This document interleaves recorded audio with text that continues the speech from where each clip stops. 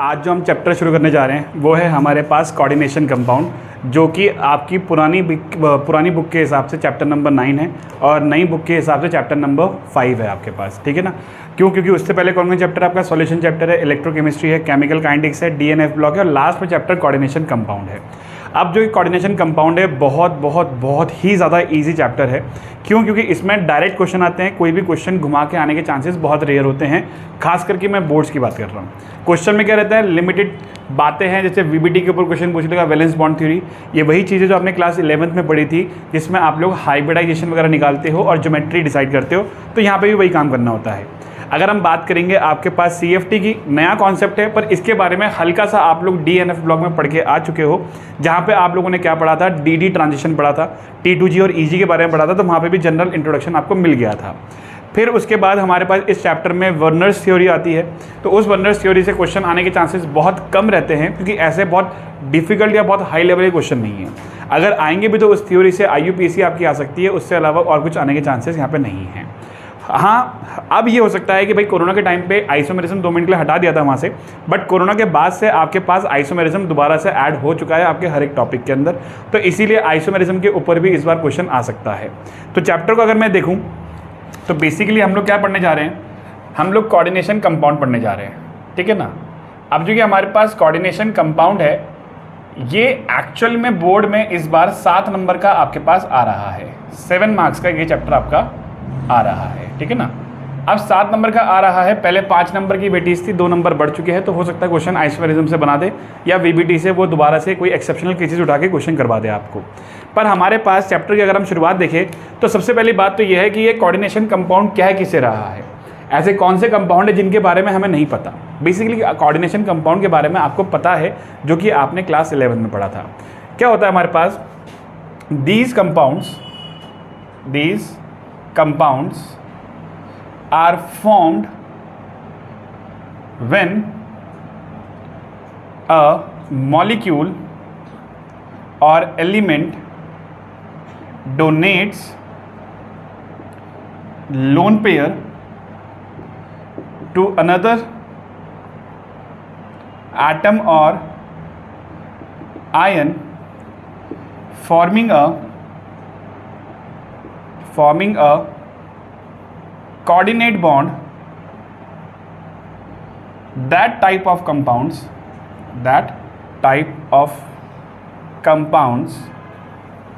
are known as coordination compound। समझ में आया बच्चे? उसने क्या बोला कि हमारे पास, आपने क्लास 11 में एक चीज़ पढ़ी होगी, सामने वाला कोई भी मॉलिक्यूल हो, चाहे कोई भी एलिमेंट हो, अगर उसके पास लोन पेयर है एक्स्ट्रा पड़े हुए, तो वो एक्स्ट्रा पड़े हुए लोन पेयर को क्या करता है, सामने वाले को डोनेट कर देता है पूरा का पूरा। जब वो सामने वाले को पूरा का पूरा लोन पेयर डोनेट करता है, तो उसके लोन पेयर डोनेट करने पे एक बॉन्ड बनता है, जिसको हम लोग क्या बोलते हैं बच्चे, कोऑर्डिनेट बॉन्ड बोलते हैं। कौन सा बॉन्ड बोलते हैं? Coordinate bond. और यही कोऑर्डिनेट बॉन्ड जब एक कंपाउंड का रूप ले लेता है, तो इसको हम लोग बोलते हैं कोऑर्डिनेशन कंपाउंड। एग्जाम्पल के तौर पर हो सकता है, मान लो ये एक मेटल है और ये नाम का L नाम का कोई यहाँ पे मॉलिक्यूल है। अब इसके पास क्योंकि लोन पेयर है, ये क्या करेगा, अपने दोनों के जो लोन पेयर है, पूरा का पूरा लोन पेयर किसे डोनेट कर रहा है, इस M नाम के मेटल को डोनेट कर रहा है। तो ये जो एरो यहाँ पे बना रहे हैं, ये एरो शो करता है किसी कोऑर्डिनेट बॉन्ड को। This arrow shows coordinate bond. आ रही है बात, समझ में नहीं आ रही है? तो कोऑर्डिनेट बॉन्ड को किस प्रकार से बनाते हैं हम लोग, एरो की मदद से बनाते हैं। समझ में आई बात? अब ये एरो का मतलब होता क्या है यहाँ पे, दिस एरो शो दैट कि आपके पास जो ये एरो है बच्चे, तो एरो में वाला हिस्सा कौन सा है, this is known as head, और ये वाला हिस्सा कौन सा है इसका, this is known as tell.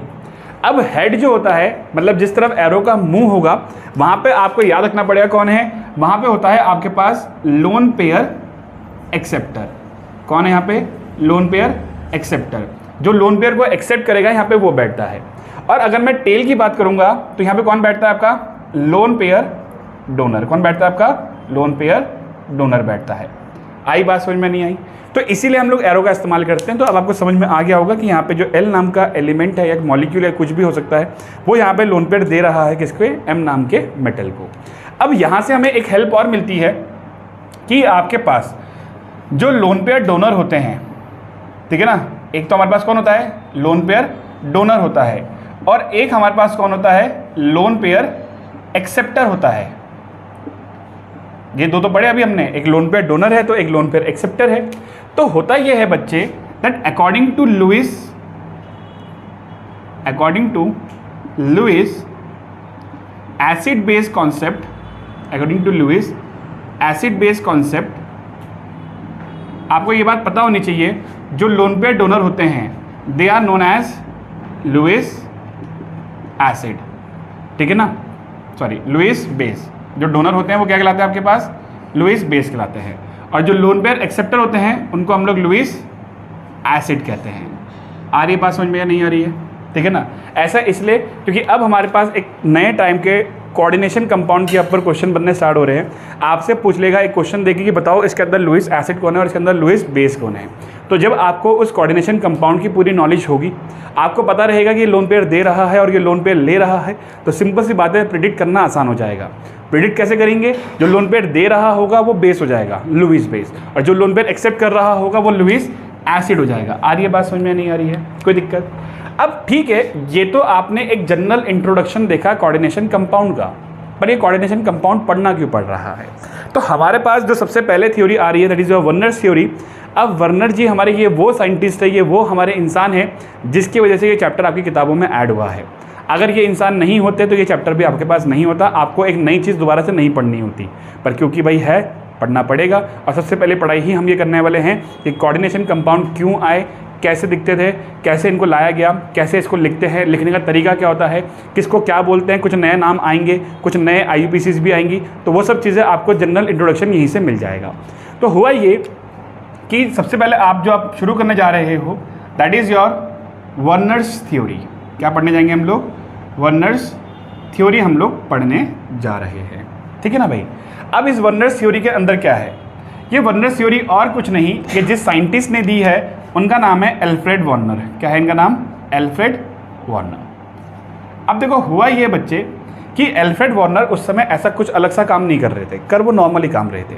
उस नॉर्मल काम के अंदर ये था कि उन्होंने क्या करा, डी ब्लॉक के एलिमेंट्स की पढ़ाई चल रही थी। भाई डी ब्लॉक के एलिमेंट्स की पढ़ाई क्यों, वेरिएबल ऑक्सीडेशन स्टेट के कारण फेमस हो रहे थे। उनकी ऑक्सीडेशन स्टेट वेरिएबल थी, ऊपर से बढ़िया मस्त मस्त कंपाउंड वो बना रहे थे। मतलब आप देखो ना, जिसके पास मैंगनीज +7 ऑक्सीडेशन स्टेट तक है, तो मतलब 7 प्रकार के प्रोडक्ट तो वही बना सकता है। तो उसके वजह से सब लोग डी ब्लॉक पर ध्यान देते हुए इसके बारे में पढ़ रहे थे। अब उसी दौरान उन्होंने सबकी ऑक्सीडेशन स्टेट चेक करने के लिए एक नॉर्मल तरीका निकाला कि देखो मान लो मेरे पास COCl3 है, मान लो मेरे पास CuCl2 है, मान लो क्या होता ही है, और यहाँ पे मेरे पास PdCl है, पैलेडियम क्लोराइड। अब कह रहा है जब मैं इसको क्या करूँगा, डिसोसिएट करूँगा, ठीक है ना, किसकी बात चल रही थी, डिसोसिएट करने की। तो अगर मैं इसको डिसोसिएट करूँगा तो ये टूट जाएगा CO+3 में, और साथ में टूट जाएगा 3Cl नेगेटिव में। ये टूट जाएगा आपके पास Cu+2 में, और ये टूट जाएगा 2Cl नेगेटिव में। ये टूट जाएगा आपके पास पैलेडियम +1 में, और ये टूट जाएगा आपके पास Cl- में। बताइए भाई, कोई दिक्कत आ रही है बात समझ में। तो इसका मतलब ये है कि आपके पास जो जितने भी मेटल्स थे उनके पास अपने पर्टिकुलर ऑक्सीडेशन स्टेट आ गए। तो इससे तो हमें साफ ये पता लगा कि आपके पास कुछ एलिमेंट इस तरीके से जुड़ते हैं जो नेचर में आयनाइज हो जाते हैं। मुझे ज़रूरत नहीं है तो जुड़े रहेंगे, ज़रूरत है तो अलग भी हो जाएंगे। तो basically these species are your ionisable species. कौन सी स्पीशीज़ थी हमारी, आयनाइजेबल स्पीशीज़ थी। आ रही है बात समझ में, नहीं आ रही है, कौन सी, ये क्लोरीन एटम। ये जितने भी क्लोरीन आयन थे यहाँ पे वो सब कैसे थे, आयनाइजेबल थे। मतलब ये गए होंगे, उन्होंने इन मेटल का साथ दिया होगा, इनको स्टेबल किया होगा, जब ज़रूरत नहीं लगी मन किया डिसोसिएट करने का, अलग भी हो गए। दैट मीन आयनाइजेबल स्पीशीज़ है।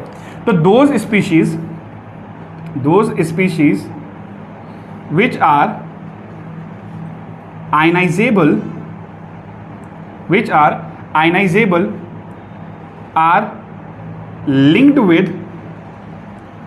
are linked with primary linkage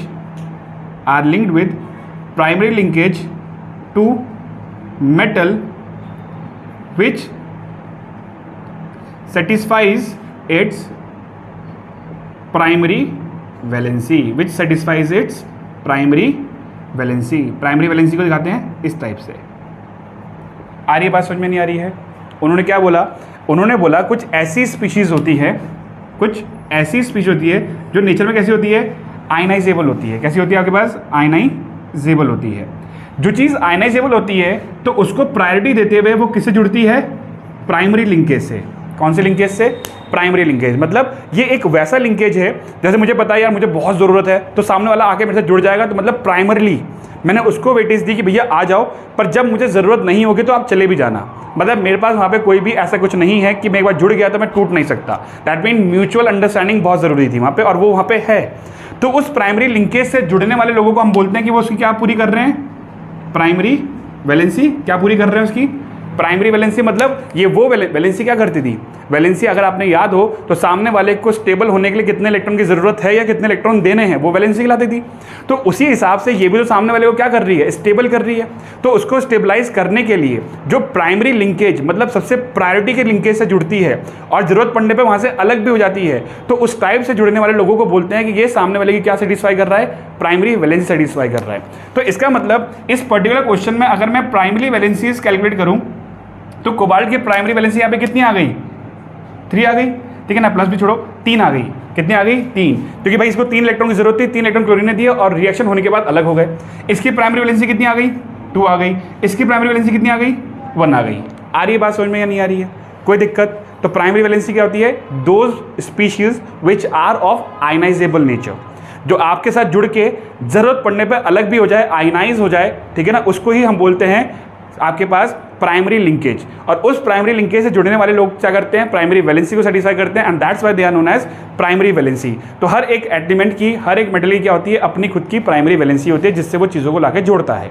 कोई दिक्कत यहाँ पे आ रही है बात समझ में। अब हुआ ये था कि हमारे पास वर्नर जी ने किस कॉन्सेप्ट के बारे में बात कर ली थी, प्राइमरी वैलेंसी के बारे में उन्होंने बात कर ली थी।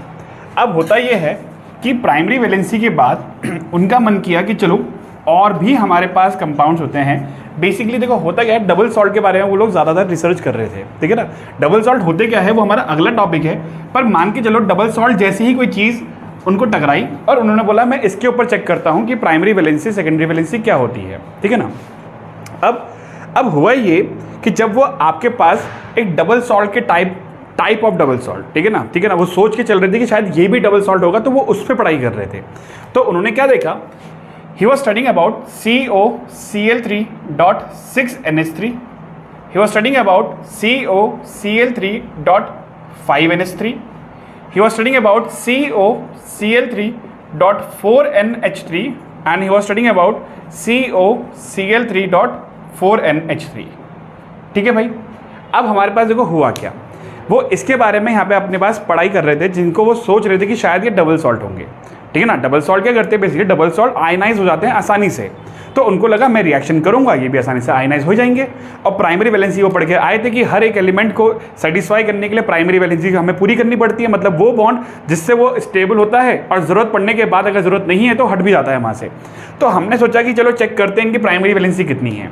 जो पहले वाला कंपाउंड है उसका जो कलर था वो था आपके पास येलो कलर, इसका कलर कौन सा था, ये था आपके पास पर्पल कलर का, ये था आपके पास ग्रीन कलर का, और ये था आपके पास वॉयलेट कलर का।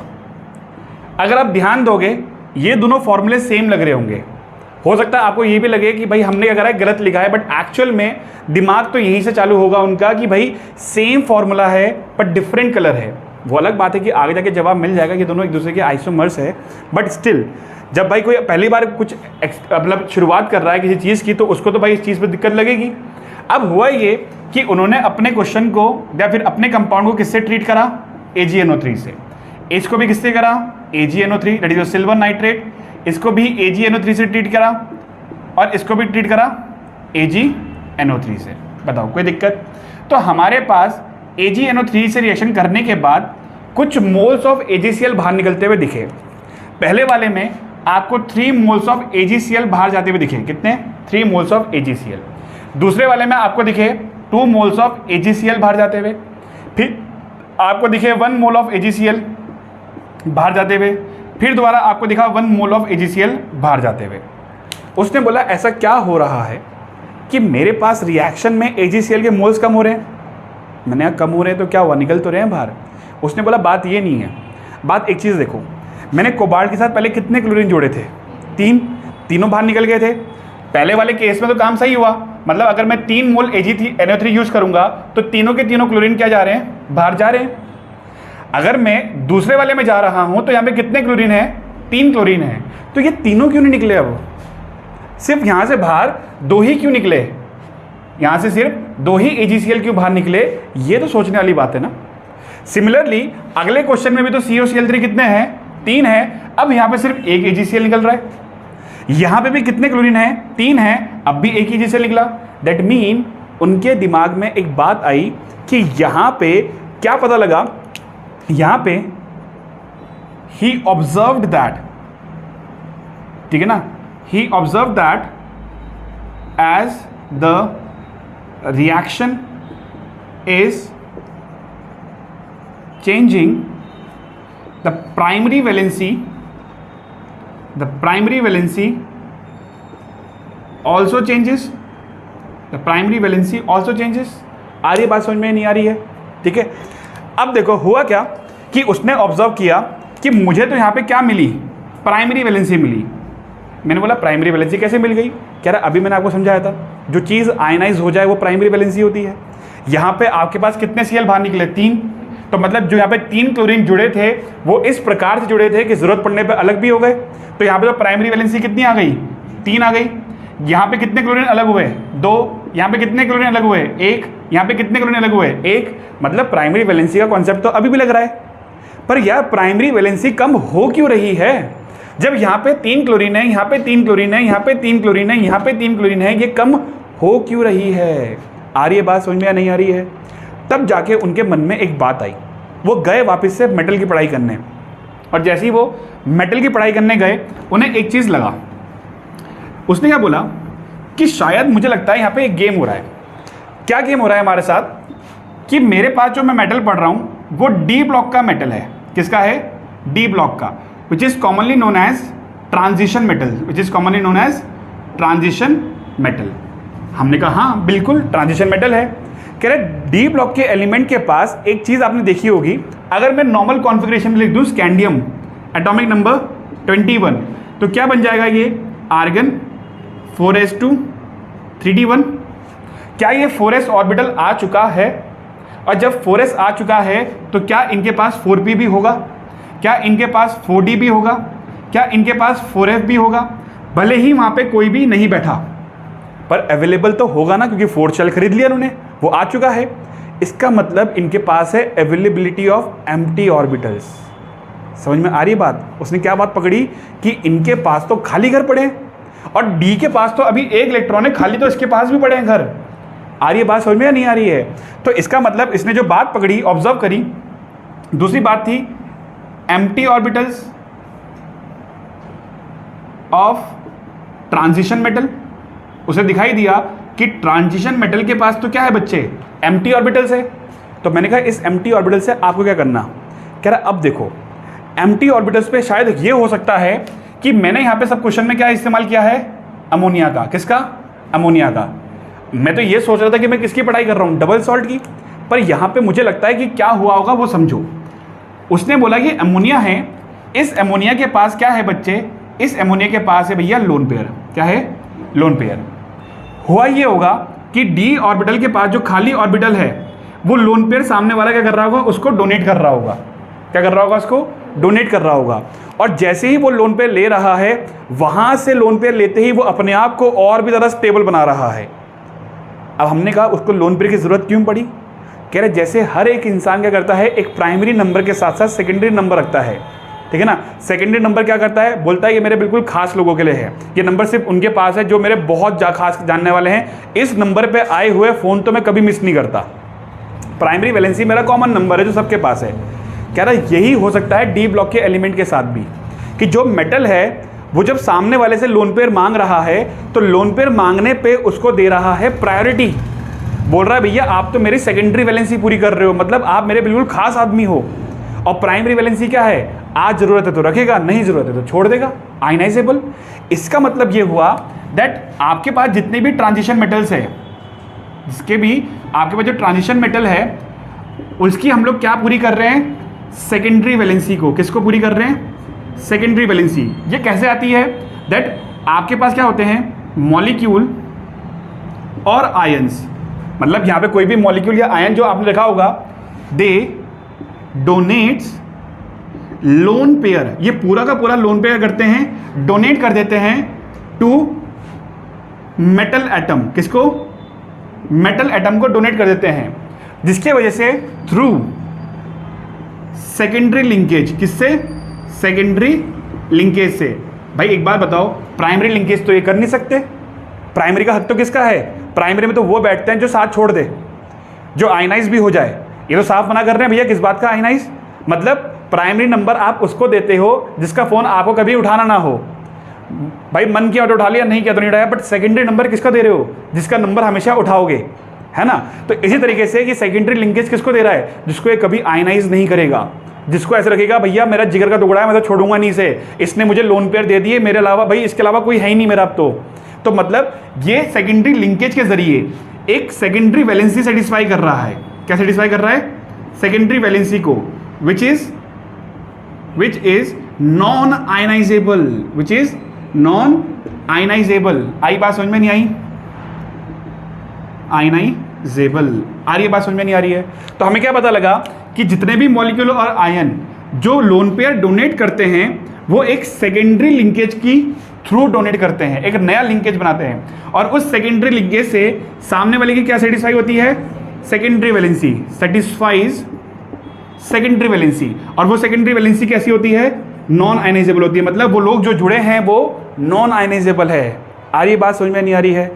समझ में आई बात? तो इसका मतलब यह हुआ कि उनको ये लगा कि जो मैं कंपाउंड पढ़ रहा था, मैं तो सोच रहा था कि ये डबल सॉल्ट है, पर ये डबल सॉल्ट नहीं निकला, ये तो कुछ अलग ही निकला। क्यों पता लगा? क्योंकि जब सिल्वर नाइट्रेट से ट्रीट किया गया AgNO3 के साथ, तो पता लगा कि number of moles of AgCl जो निकल रहे हैं वो अपने अकॉर्डिंग निकल रहे हैं। हमने कहा अपने अकॉर्डिंग कैसे निकल सकते हैं भाई? तो हमें पता लगा कि हो सकता है डी ब्लॉक के पास जो खाली घर है, कहीं उस खाली घरों में किसी ने लोन पेयर देके सेकेंडरी वैलेंसी तो नहीं खोल दी। अब सेकेंडरी वैलेंसी तो सेकेंडरी लिंकेज से खुलती है, और सेकेंडरी लिंकेज तो साथ छोड़ता ही नहीं है। दैट मीन आयनाइजेबल स्पीशीज लगातार कम हो रही है, तो हो सकता है कि वो कहाँ जा रही है? सामने वाले को लोन पेयर देके सेकेंडरी वैलेंसी बन रही हो। हमने कहा भैया कुछ समझ नहीं आ रहा, ठीक है ना? चीज़ें क्या हो रही है? इतनी सारी उसने अपनी बातें रख दी कि चीज़ें हो गई है कॉम्प्लिकेट। आ रही है बात समझ में? अब मैं इसको आपको अपनी तरीके से समझाने की कोशिश करता हूँ कि क्या हुआ होगा वहाँ पे, ठीक है ना? जो सारी बातें समझी आपने, प्राइमरी वैलेंसी आयनाइजेबल होती है, आपको ये याद रखना है। सेकेंडरी वैलेंसी नॉन आयनाइजेबल होती है। सेकेंडरी वैलेंसी बनती है सेकेंडरी लिंकेज से, जो कि है लोन पेयर देने पे, और प्राइमरी वैलेंसी बनती है सामने वाले के ऑक्सीडेशन स्टेट को सेटिस्फाई करने पे। +3 ऑक्सीडेशन स्टेट है तो 3 नेगेटिव का चार्ज ले आओ, +4 स्टेट है मेरी तो -4 का चार्ज ले आओ। आ रही है बात समझ में? पर वो प्राइमरी वैलेंसी आयनाइजेबल हो सकती है, मतलब जरूरत ना पड़ने पे मैं हटा भी सकता हूँ उसे। इतनी बात ध्यान में समझ में आ गई? अब देखो भाई हुआ क्या, मजेदार चीज़ तो तुम्हें यहाँ से समझ में आएगी।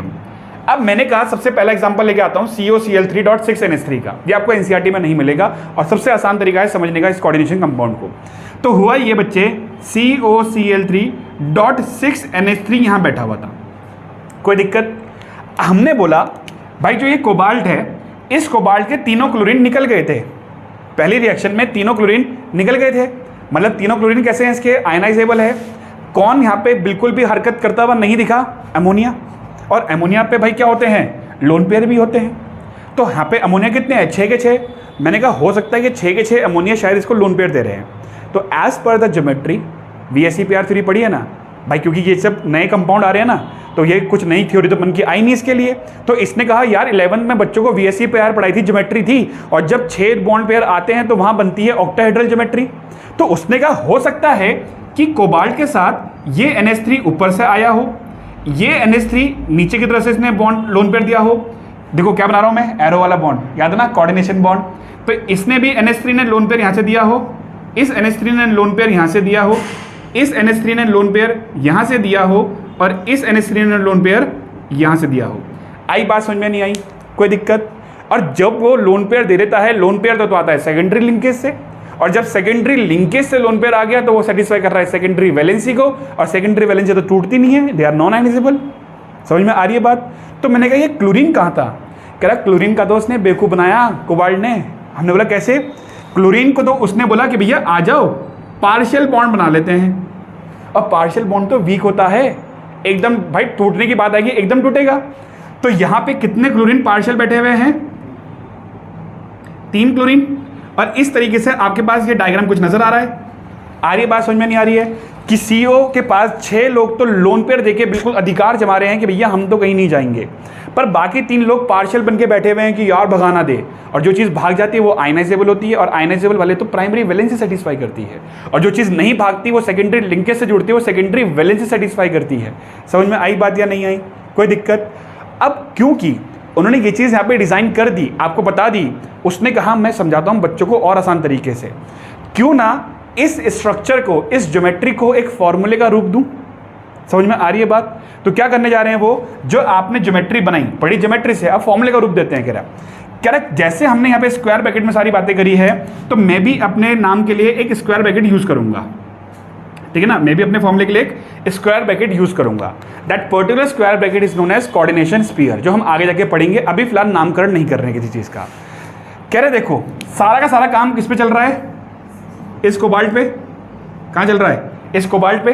ये कोबाल्ट बिल्कुल ज्योमेट्री के कहाँ बैठा है? सेंटर में। That's why this is named as central metal atom. आई बात समझ में नहीं आई? तो हमने बोला ये कहाँ बैठेगा? कह रहा भाई जो मेन बंदा है उसको तो सबसे पहले बिठाओ। तो कोबाल्ट कहाँ बैठा? आपके रिएक्शन की शुरुआत में। हमने कहा अच्छा, और कह रहे जो इसका साथ नहीं छोड़ेंगे, तो वो भाई सिंपल सी बात है, वो तो इसके साथ ही बैठने चाहिए। कौन है वो बंदे जो इसका साथ नहीं छोड़ रहे हैं? भैया एमाइन ग्रुप है, कितने? 6। आ रही है बात समझ में? और जो लोग साथ छोड़ दे रहे हैं, जिनको ये टेम्पररी मानता है कि जरूरत पड़ेगी तो इस्तेमाल करेंगे, नहीं पड़ेंगे तो नहीं करेंगे, उनको कहाँ बिठाओ? उनको बाहर बिठाओ। आ रही है बात समझ में? नहीं आ रही है? तो इस तरीके से ही designed a coordination compound which is also known as complex compound. इस तरीके से आपके कोऑर्डिनेशन कंपाउंड, या फिर आप बोल सकते हो आपके कॉम्प्लेक्स कंपाउंड ने सबसे पहली बार अपना रूप लिया। आई बात समझ में या नहीं आई? आ रही है बात समझ में? तो आज आपको पता है जो अंदर बैठा हुआ आदमी है वो लोन पेयर दे के बैठा है, उस पर एहसान करके बैठा है, सेकेंडरी लिंकेज से बैठा है, जो कि नॉन आयनाइजेबल है। That mean he is satisfying secondary valency. और जो डब्बे के बाहर बैठा है वो बेचारा उसका परमानेंट बंदा है, उसका खास बंदा है जो प्राइमरी लिंकेज से बैठा है। इसी वजह से वो प्राइमरी वैलेंसी पूरी कर रहा है, मतलब जब जरूरत होगी तो साथ देगा भी, जब जरूरत नहीं होगी तो यहाँ से चला भी जाएगा। आ रही है बात समझ में? नहीं आ रही है? कोई दिक्कत यहाँ तक?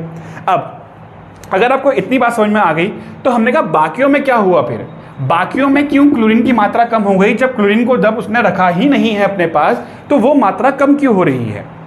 तो भाई हमने बोला अब चीज समझो। हमने कहा एक चीज देखो, जब मैं आपके लिए अब सेकंड एग्जांपल लेके आता हूं, ठीक है ना? अब देखो सेकंड एग्जांपल में समझने की कोशिश करना।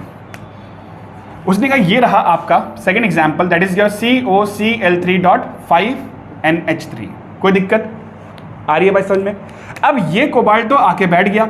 अगेन कितने कोऑर्डिनेट बॉन्ड है इसके पास? 6। कितने कोऑर्डिनेट बॉन्ड है? 6। दैट मीन इससे एक बात और आज पता लग रही है कि सामने वाले का जितनी भी जो सेकेंडरी वैलेंसी होती है वो फिक्स होती है। सामने वाले की सेकेंडरी वैलेंसी कैसी होती है? फिक्स होती है। दैट मीन अगर उसको 6 लोन पेयर वाले बंदे चाहिए तो वो 6 लोन पेयर वाले बंदों से ही मानेगा, फिर नहीं कम ज़्यादा कर सकता है उसको। आ रही है बात समझ में? आप पे कितने अमाइन ग्रुप है यहाँ पे? 5। आपने बोला भैया 1 2 3 4 और 1 5। आ रही है बात समझ में? पर एक बात बताओ, आपने एक बहुत फेमस सेइंग सुनी होगी, शेर के मुंह पे खून लग जाना। कोबाल्ट के मुंह पे खून लग चुका है। किस चीज़ का? सेकेंडरी वैलेंसी का, फ्री फंड में लोन पेयर लेने का, ताकि अपने आप को स्टेबल दिखाऊं। क्योंकि एक बार लोन पेयर मिल गए, ना ही उन्हें कहीं भेजना है, ना कोई दिक्कत, ना आयनाइजेबल, खास बंदे अपने, बिल्कुल क्या दिक्कत है भाई? तो हमने बोला कि भैया मुझे तो अपना ये घर भी पूरा करना है। That mean which shows that secondary valency तो फिक्स्ड है। तो क्लोरीन कौन बंदा है? क्लोरीन है इसका खास आदमी, ठीक है ना, जो इसकी हर जगह मदद करता है। क्लोरीन ने ये तो बोला था भाई मैं वो बंदा हूँ जो जरूरत पड़ने पर इसकी हर जगह मदद करेगा। आज तो मुझे भगा देता है, कल को मुझे डिमांड कर रहा होगा। तो हमने बोला भाई क्लोरीन तो मदद कैसे करेगा? कह रहा भैया 11th क्या 10th क्लास में ही पढ़ाया गया था, मेरे पास क्या होते हैं? बहुत सारे फ्री इलेक्ट्रॉन्स होते हैं। ये सब क्या है? Lone pair. ये क्या है? Lone pair. ये क्या है? Lone pair. इसकी भूख कैसे मिटेगी? लोन पेयर से ना। कह रहा कोई बात नहीं, अपने दोस्त के लिए मैं प्राइमरी से सेकेंडरी बन जाऊंगा, कोई दिक्कत नहीं है। और यहाँ पे कौन जाके बैठ गया? क्लोरीन बैठ गया। कौन बैठ गया? क्लोरीन। अब जब क्लोरीन यहाँ बैठ गया तो ये क्या सेटिस्फाई कर रहा है, सेकेंडरी वैलेंसी, और सेकेंडरी वैलेंसी तो कैसी होती है, नॉन आयनाइजेबल होती है। अब नहीं निकल सकता ये बाहर, अब ये फंस गया वहाँ पे। तो अब प्राइमरी वैलेंसी वाले क्लोरीन कितने रह गए, सिर्फ 1 और 1 2। इसीलिए आपको अपने क्वेश्चन में सिर्फ कितने एसिड निकलते हुए दिख रहे थे, 2 दिख रहे थे। और इस कंपाउंड को कैसे लिखूंगा अब मैं, कोबाल्ट, जिसमें NH3 कितनी बार है हमारे पास, 5 बार है, क्योंकि एक बार कौन आ गया अंदर, इस बार Cl आ गया है और बाहर हो गया मेरा Cl2। समझ में आई बात या नहीं आई? कोऑर्डिनेशन कंपाउंड ने एक नया रूप और ले लिया है। आई बात समझ में? हमने कहा फिर बाकी 2 में क्या हुआ होगा, तो मैंने कहा बाकी 2 का अंदाजा आपको लग ही गया होगा कि इसमें क्या हुआ होगा कि आपके पास ये रहा होगा आपका कोबाल्ट, 4 NH3 है, तो भाई 4 कैसे बैठेंगे, स्क्वायर प्लेन में बैठा दिया मैंने इनको इस तरीके से।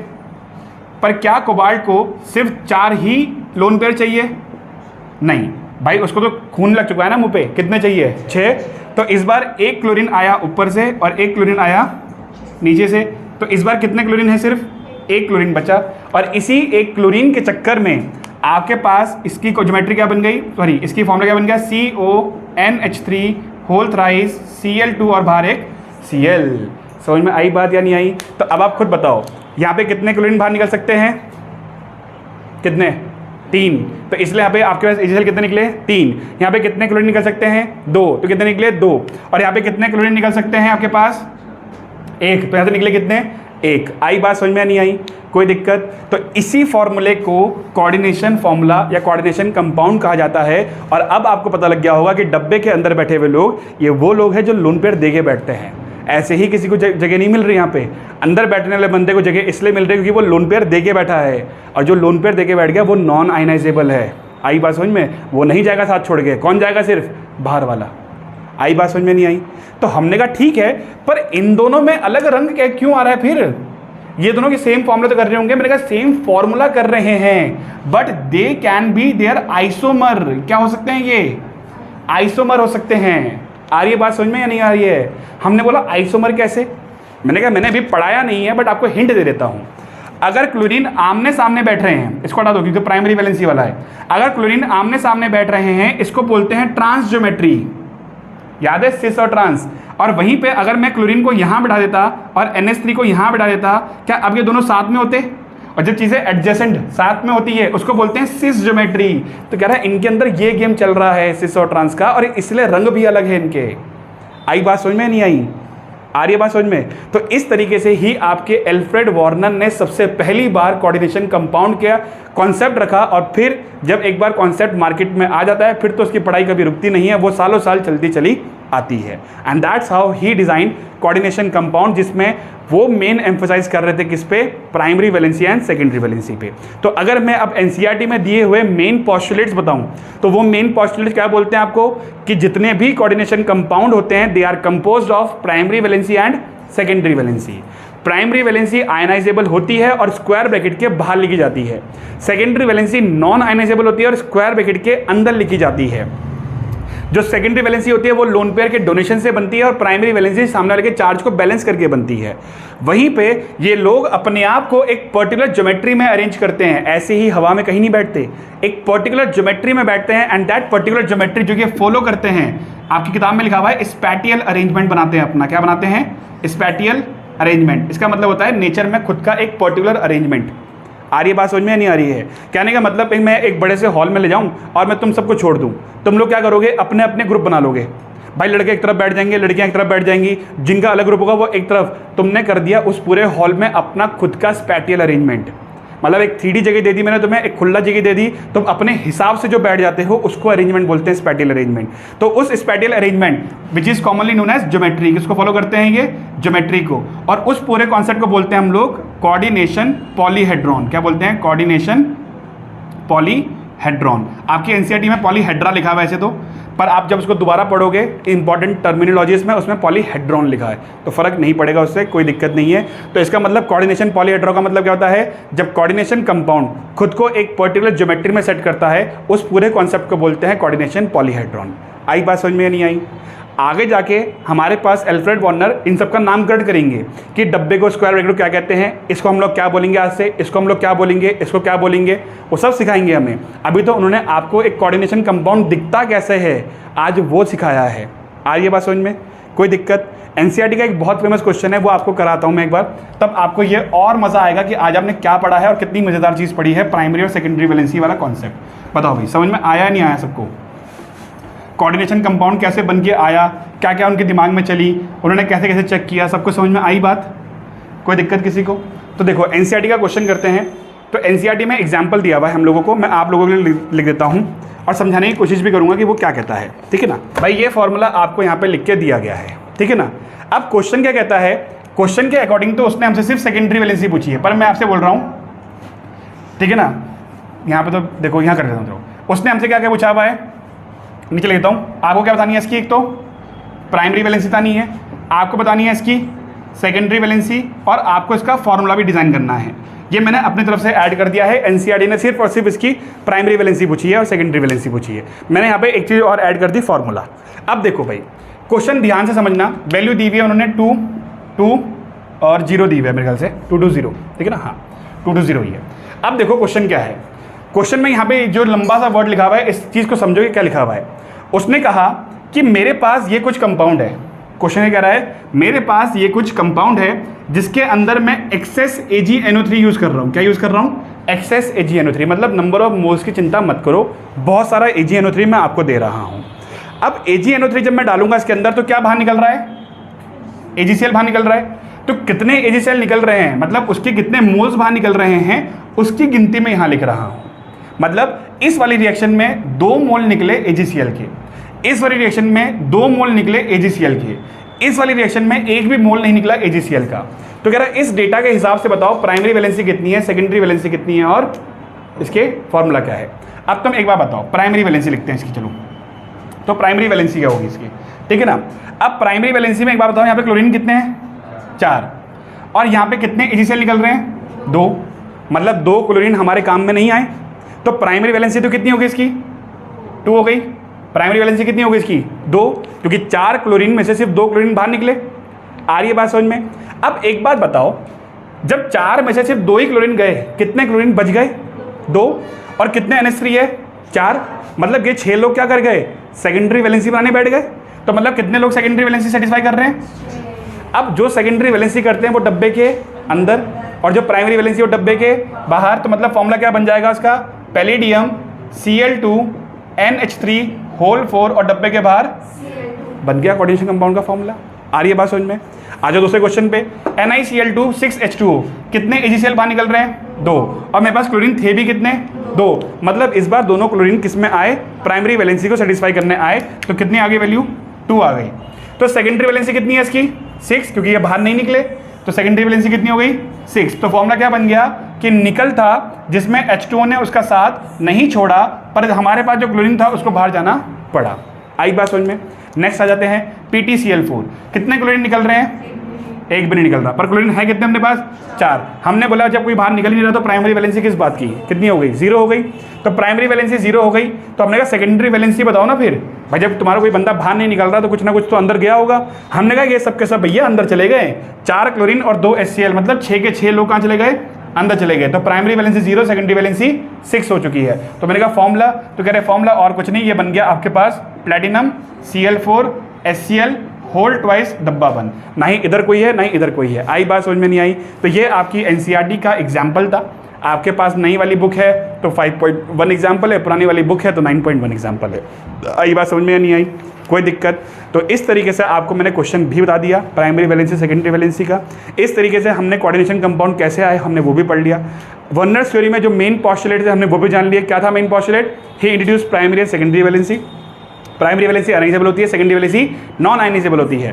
प्राइमरी वैलेंसी स्क्वायर ब्रैकेट के बाहर बैठती है और सेकेंडरी वैलेंसी स्क्वायर ब्रैकेट के अंदर बैठती है। उनके पास खुद की अपनी पर्टिकुलर ज्योमेट्री होती है, that is known as coordination polyhedron. और हमारे पास जो लास्ट के दो को जो एग्जाम्पल थे उन दोनों के कलर अलग आ रहे थे पर फॉर्मूला सेम था। क्यों? क्योंकि वो एक दूसरे के आइसोमर्स थे। समझ में आई बात? और इस तरीके से आपकी वर्नर्स थ्योरी पूरी की पूरी खत्म होती है। कोई दिक्कत? अगला टॉपिक जो हम करेंगे नेक्स्ट क्लास में that will be your double salt and complex salt. क्यों? क्योंकि वर्नर्स आपको ये भी तो समझाएंगे कि जो मैं डबल सॉल्ट उसको मान के पढ़ रहा था, वो डबल सॉल्ट ना निकल के कॉम्प्लेक्स सॉल्ट निकला आप, क्योंकि complex salt is also known as coordination salt, ठीक है ना, दैट इज कोऑर्डिनेशन कंपाउंड। तो भाई उसका अंतर भी तो कौन बताएगा आपको, वर्नर्स ही बताएंगे ना। तो इसलिए हमारा जो अगला टॉपिक रहेगा that will be your double salt versus complex salt, कि इनके बीच में अंतर है क्या, क्यों हमारे वर्नर्स इसमें फंस गए। पढ़ाई डबल सॉल्ट की कर रहे थे, बना दिया कोऑर्डिनेशन कंपाउंड कॉम्प्लेक्स सॉल्ट। तो उस चीज़ का जवाब भी हमें अगली क्लास में मिलेगा, और वहीं से हम लोग कहाँ जाएंगे, इसकी इंपॉर्टेंट टर्मिनोलॉजीज भी पढ़ लेंगे। आई बात समझ में। चैप्टर बड़ा नहीं है, जल्दी खत्म हो जाएगा, और जहाँ पे सीखने वाली बात आएगी वहाँ पे हम उस चीज़ को प्रैक्टिस भी कर लेंगे, IUPAC VBT वगैरह इन सब चीज़ों में कोई दिक्कत। आई बात समझ में। तो यहीं पे रैप करते हैं आज का सेशन, और हमारे पास वर्नर्स थ्योरी हमारी पूरी खत्म हो गई है, ठीक है। चलो भाई।